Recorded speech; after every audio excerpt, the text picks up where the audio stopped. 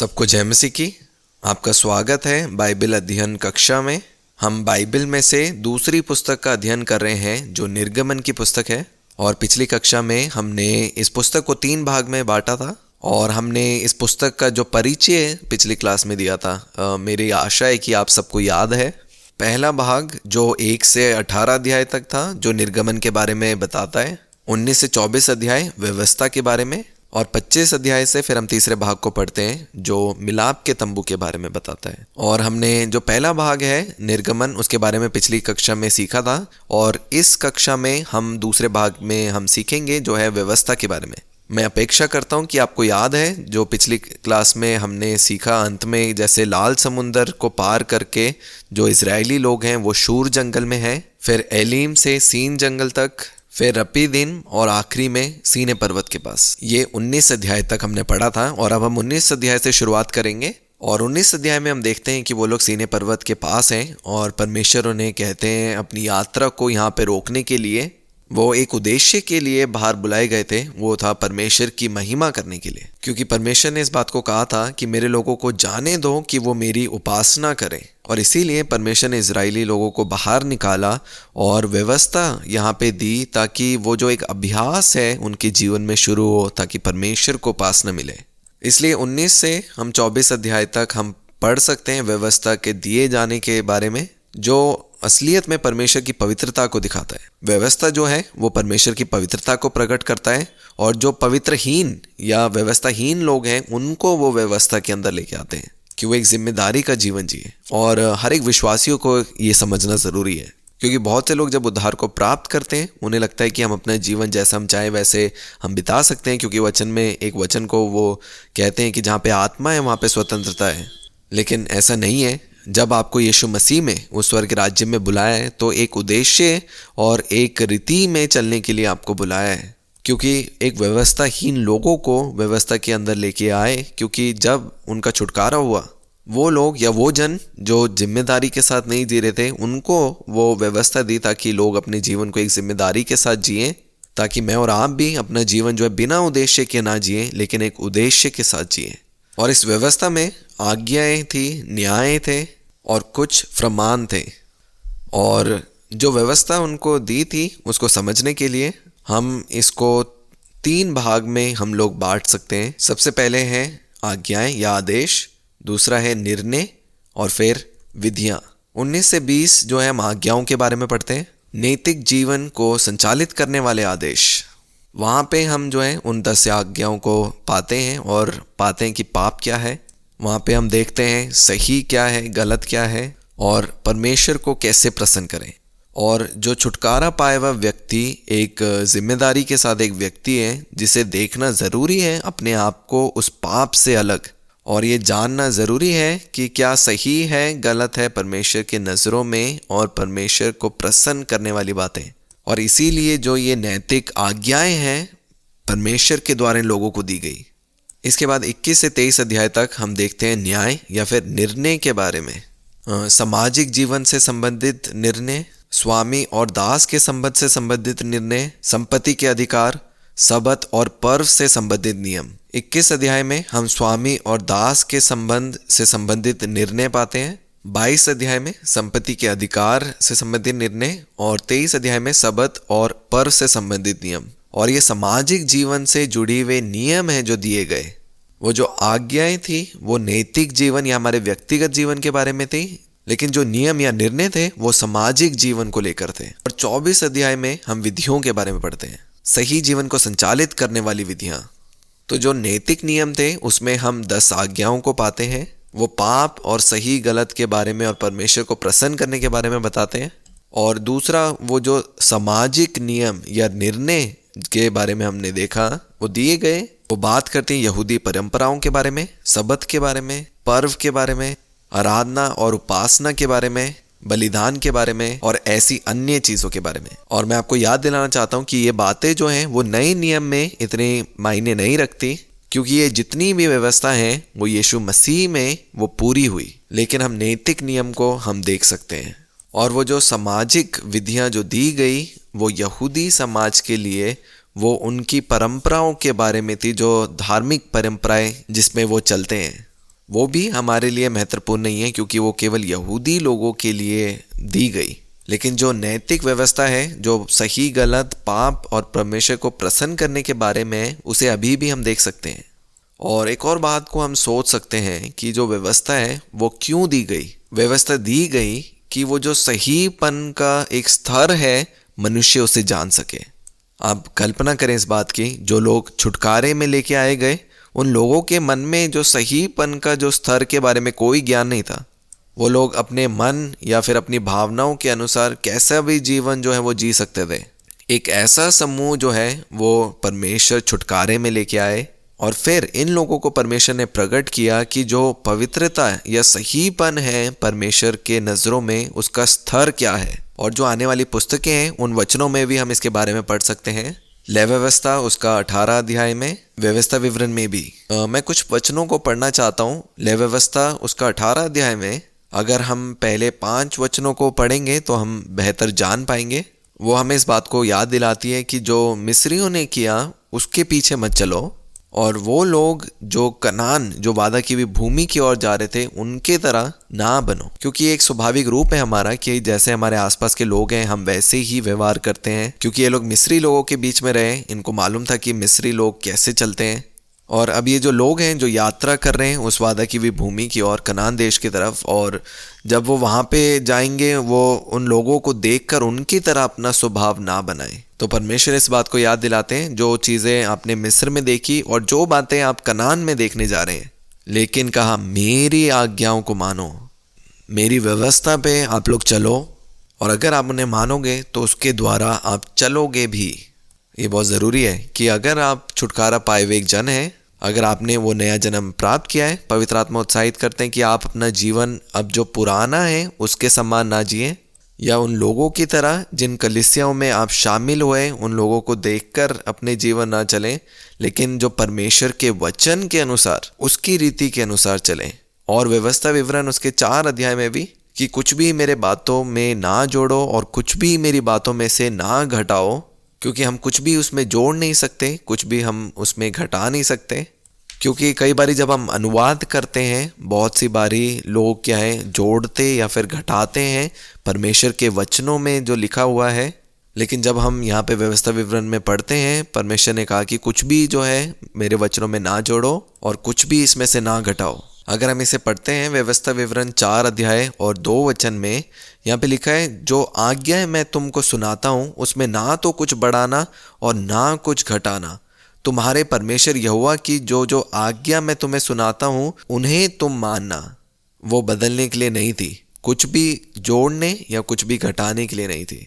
और अगर हम इसका 4 का ही 8 और 9 वचन पढ़े, यहाँ पे लिखा है फिर कौन ऐसी बड़ी जाति है जिसके पास ऐसी धर्मीय विधि और नियम हो।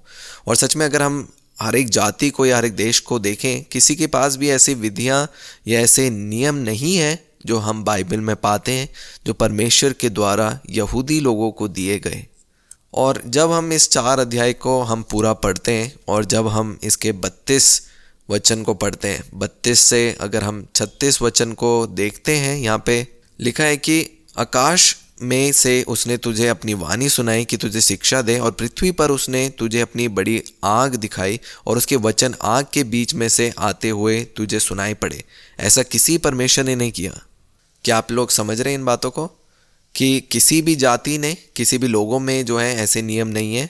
और फिर एक ऐसे परमेश्वर जो किसी ने भी ऐसे काम नहीं करे, वो परमेश्वर ने वो आज्ञाएं दी, वो परमेश्वर जिन्होंने हमें जीवन दिया, वो परमेश्वर जो हमें चंगाई देना चाहते हैं। इसलिए ज़रूरी है कि हम इन रीतियों के अनुसार, जो परमेश्वर की रीति है उसके अनुसार हम चलें, क्योंकि हम एक अनोखे लोग हैं और वैसे ही हमें जीना है। हम लोग चुने हुए लोग हैं, इसलिए मुझे और आपको उनके गवाह रहना है। मेरी आशा है कि आपको याद है, इसके बारे में हम थोड़ा सोच सकते हैं कि परमेश्वर ने क्यों सोचा अपने लिए एक चुना हुआ वंश तैयार करने के लिए। ये क्यों ऐसा चुना, ये हमने उत्पत्ति की पुस्तक में इसको सीखा था। जब अब्राहम को बुलाया, 3 कारण हमने सीखे थे।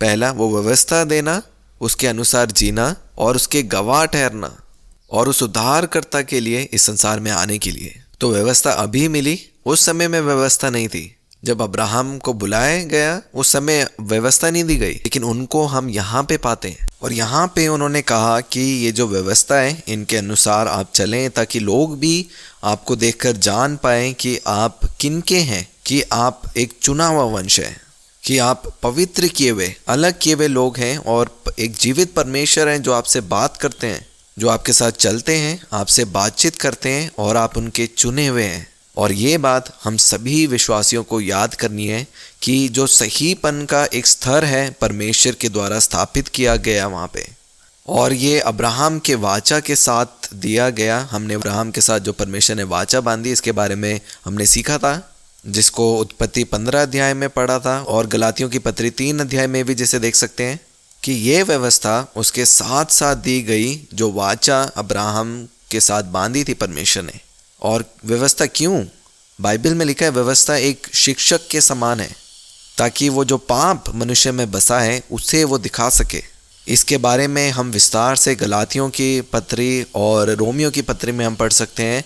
और संक्षेप में बताऊं तो गलातियों की पत्री 3 अध्याय 19 से 24 वचन में आप पढ़ सकते हैं। वहाँ पे हम पढ़ते हैं कि व्यवस्था एक शिक्षक के समान थी उस पाप को प्रकट करने के लिए जो मनुष्य के अंदर बसा है। व्यवस्था जो है वो परमेश्वर के पवित्रता का स्तर और उनके सामर्थ्य को दिखाता है और मनुष्य के पाप में स्वभाव के बारे में प्रकट करता है। अगर आसान शब्दों में हम पाए कि परमेश्वर चाहते हैं कि मनुष्य सिद्ध बने, क्योंकि व्यवस्था जो है वो उस स्तर को दिखाती थी जो परमेश्वर के सामने सही है, और उनकी इच्छा है कि सभी जो जन हैं वो उस सिद्धता या सहीपन में आए, कि जैसा मैं सही हूँ, जैसे मेरे पिता सही हैं, आप भी सही बने। इसीलिए वो व्यवस्था उस समय में दी गई ताकि जो लोग हैं, जो व्यवस्थाहीन लोग हैं, उनको मार्गदर्शन करने के लिए, वो पाप को प्रकट करने के लिए, एक पवित्र जीवन जीने के लिए वो व्यवस्था दी गई। अगर हम भजन संहिता उसका 19 अध्याय 7, 8 और 9 वचन पढ़ें, यहाँ पे लिखा है यहोवा की व्यवस्था खरी है, यहोवा के उपदेश सिद्ध हैं, यहोवा की आज्ञा निर्मल है, यहोवा का भय पवित्र है और यहोवा का नियम सत्य और पूरी रीति से धर्मीय है। अगर आप इसे पढ़े 7 से 11 वचन तक, यहाँ लिखा है यहोवा की व्यवस्था खरी है, यहोवा के उपदेश सिद्ध हैं, यहोवा की आज्ञा निर्मल है, यहोवा के नियम सत्य और पूरी रीति से धर्मीय है। तो वो सिद्ध हैं, निर्मल है, पवित्र है, सत्य और सहीपन में है। क्यों?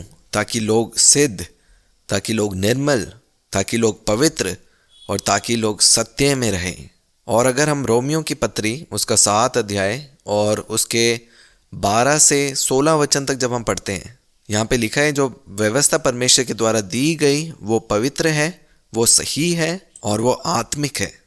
12 वचन में लिखा है कि व्यवस्था पवित्र है और आज्ञा भी ठीक है और अच्छी है। और 14 वचन में लिखा है कि वो व्यवस्था जो है आत्मिक है। क्यों? क्योंकि ये परमेश्वर के द्वारा दी गई, परमेश्वर एक आत्मा है और वो भी चाहते हैं कि हम इस आत्मिक जीवन को जिएं, इसलिए व्यवस्था जो है वो आत्मिक है। और 16 और 17 में लिखा है व्यवस्था अच्छी है, वो आत्मिक है, वो पवित्र है और वो सही है। इसलिए जो भी इन वचनों पे चलता है वो सही बनते हैं, वो पवित्र बनते हैं, वो सिद्ध बनते हैं और आत्मिक मनुष्य बनते हैं। और अब सवाल है कि जो मसीह लोग हैं उन पे ये क्या प्रभाव डालती है, क्योंकि ये जो व्यवस्था है ये सभी लोगों के लिए, पूरी व्यवस्था पाने के द्वारा आपको उद्धार नहीं है। क्योंकि इसको हम अगर सरल भाषा में कहना है कि जो मसीह जन है वो सारे व्यवस्था को बिंदु से बिंदु मानने के लिए बाध्य नहीं है। वो उद्धार को पाने के लिए, अगर आप पूछें क्यों, क्योंकि कोई भी जन नहीं है जो इस शरीर में सारी व्यवस्थाएं जो परमेश्वर के द्वारा दी गई है, इन व्यवस्थाओं में खरे होकर वो चल सकें, क्योंकि ये आत्मिक है।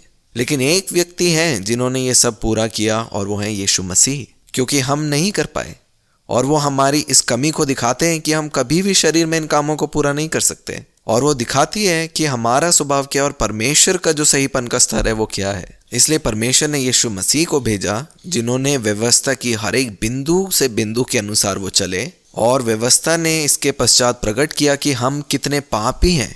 तो क्या उद्देश्य है व्यवस्था का?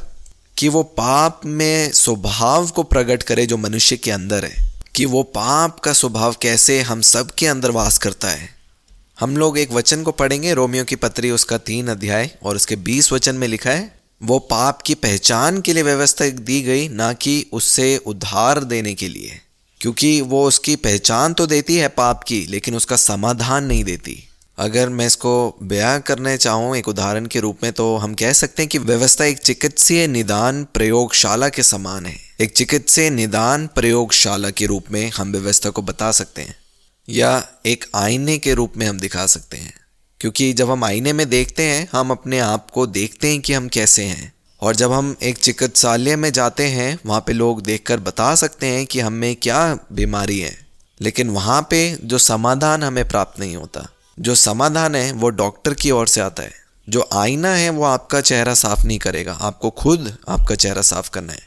इसलिए व्यवस्था भी एक आईने के समान है, जो हमें दिखाती है कि हमारे शरीर में कितनी कमी है। वो पाप और मृत्यु का स्वभाव हमारे अंदर है और कितना कमियां हैं हमारे अंदर। और जैसे पहले हमने सीखा कि वो एक शिक्षक के समान है, और ये शिक्षक हमें बताता है कि देखिए आपके अंदर ये बीमारी है, ये कमियां हैं, इसलिए ज़रूरी है कि आप एक डॉक्टर को मिलिए। और वो जो डॉक्टर हैं वो यीशु मसीह हैं, क्योंकि यीशु मसीह ने वो सारी जो व्यवस्था दी गई उसे वो उन्होंने पूरा किया। इसलिए आपकी हर एक जो कमियां हैं वो सहीपन में बदलती है जब आप यीशु मसीह के पास आते हैं।